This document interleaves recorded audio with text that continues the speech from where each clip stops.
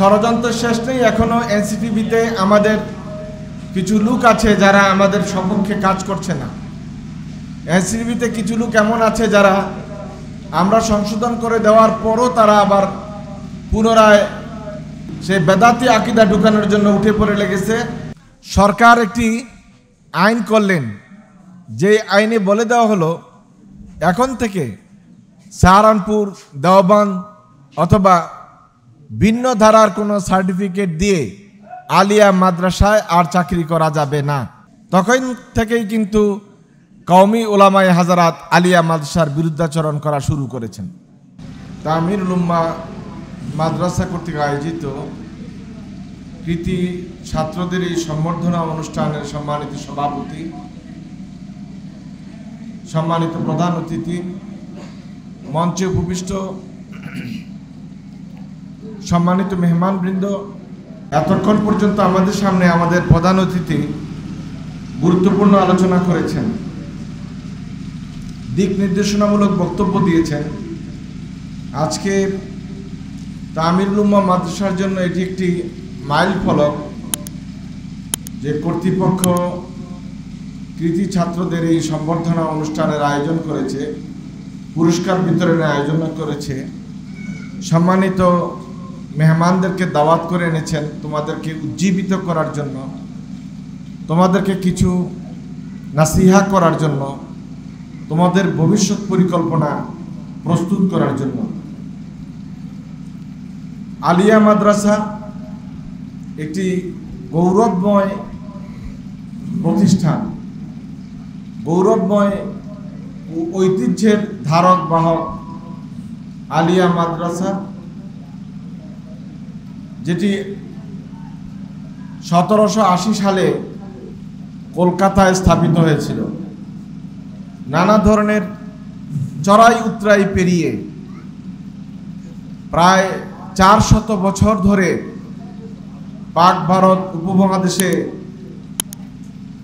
সমন্বিত জ্ঞানের আলোকবর্তিকা জ্বালিয়ে এসেছে আলিয়া মাদ্রাসা শিক্ষা ব্যবস্থা।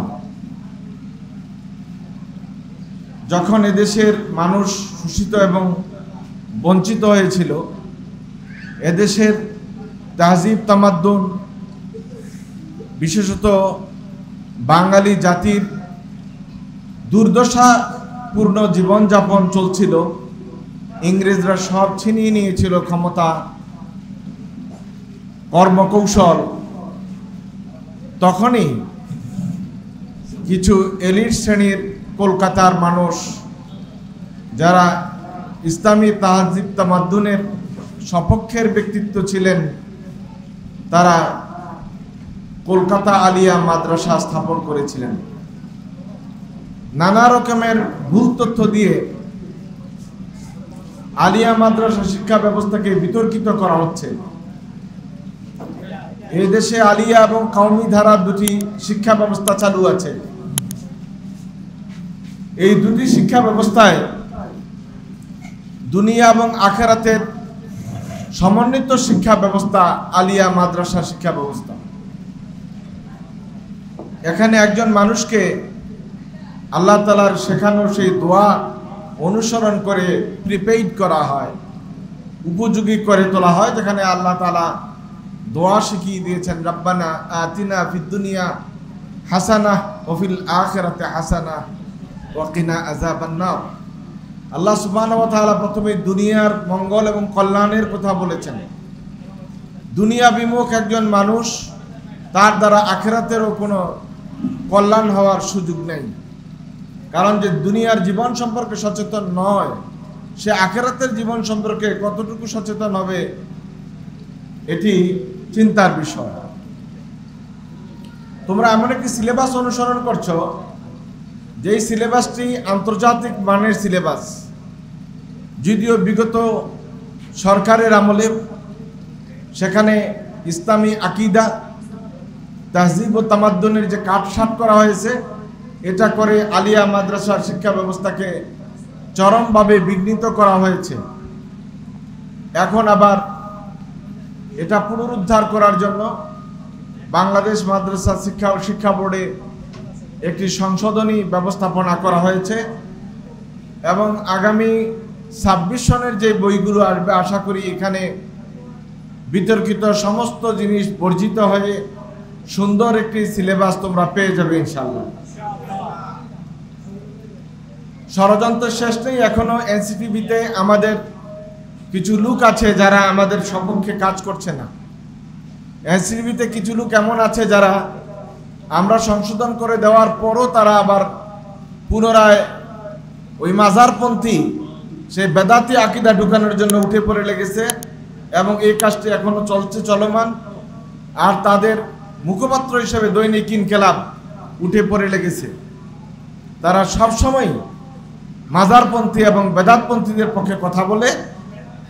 আর এই কারণেই আবার হয়তো এখানে পরিবর্তনের জন্য এনসিটিবি পুনরায় আবার রিভিউ করার ব্যবস্থা করেছে। আমরা আশঙ্কায় আছি এনসিটিবিতে থাকা সেই বেদাতি এবং মাজারপন্থীদের কারণে আবারও মাদ্রাসার শিক্ষা ব্যবস্থার অতীত সোনালী যুগ যা ছিল সেখানে ফিরে যেতে বাধাগ্রস্ত হব। আমরা আলিয়া মাদ্রাসার গৌরবময় সোনালী ইতিহাসে ফিরে যেতে চাই, যেটি ছিল 1780 সাল থেকে শুরু করে বাংলাদেশের অভ্যুদয়ের পূর্ব মুহূর্ত পর্যন্ত, অথবা আরও একটু যদি আমরা বৃদ্ধি করে বলি তাহলে 1980 সালের যে সিলেবাস ছিল, যে ব্যবস্থাপনা ছিল, যে কারিকুলাম ছিল, এই কারিকুলামে ফিরে যেতে হবে যদি আলিয়া মাদ্রাসার গৌরবময় সোনালী অতীতে ফিরতে হয়। আমরা দেখেছি 1980 সাল পর্যন্ত কওমি মাদ্রাসার ওলামায়ে হাজারাত তারা কিন্তু আলিয়া মাদ্রাসার বিরুদ্ধাচরণ করেন নাই। তারা সে সময় পর্যন্ত আলিয়া মাদ্রাসাগুলোতে সাহারানপুর, দেওবন্দ, পাঞ্জাব ইউনিভার্সিটি বিভিন্ন জায়গার সার্টিফিকেট নিয়ে তারা আলিয়া মাদ্রাসায় চাকরি করেছে। কিন্তু 1980 সালের পর সরকার একটি আইন করলেন, যে আইনে বলে দেওয়া হলো এখন থেকে সাহারানপুর, দেওবন্দ অথবা ভিন্ন ধারার কোনো সার্টিফিকেট দিয়ে আলিয়া মাদ্রাসায় আর চাকরি করা যাবে না। আলিয়া মাদ্রাসা চাকরি করতে হলে আলিয়া সিলেবাসের সার্টিফিকেট লাগবে। তখন থেকেই কিন্তু কওমি ওলামায়ে হাজারাত আলিয়া মাদ্রাসার বিরুদ্ধাচরণ করা শুরু করেছেন। এর আগ পর্যন্ত যতদিন তারা আলিয়া মাদ্রাসা চাকরি করেছেন, মুহাদ্দিসি করেছেন অথবা প্রভাষক ছিলেন অথবা বিভিন্ন স্তরে চাকরি করেছেন, তখন কিন্তু তারা এখান থেকে সরকারি সুবিধাও ভোগ করেছেন এবং আলিয়া মাদ্রাসার বিরুদ্ধে কোনো বিজ্ঞপ্তি, কোনো বক্তব্য, বিবৃতি কিছুই দেন নাই। কলকাতা আলিয়া মাদ্রাসায় সেই আমলে যে সমস্ত ওলামায়ে হাজারাত ছিলেন, বড় বড় মুহাদ্দিস ছিলেন, ফকি ছিলেন, এদের অধিকাংশই ছিল দারুল উলুম দেওবন্দ থেকে পাশ করা, সাহারানপুর থেকে পাশ করা, নাদওয়াতুল উলামা থেকে পাশ করা অথবা পাঞ্জাব বিশ্ববিদ্যালয় থেকে পাশ করা। তখন কিন্তু আলিয়া মাদ্রাসার বিরুদ্ধে কোনো দরাজ কণ্ঠ আমরা তাদের শুনতে পাইনি। যখন তারা সুবিধাবঞ্চিত হয়েছেন তখন তারা আলিয়া কেন্দ্রিক নানা রকমের অসঙ্গতির কথা তুলে ধরেছেন এবং সেখানে সমালোচনার ঝড় বইয়ে দিয়েছেন। আমরা চাচ্ছি যে আলিয়া মাদ্রাসা তাদের পুরাতন গৌরব এবং সোনালীময় ইতিহাসে ফিরে যাক।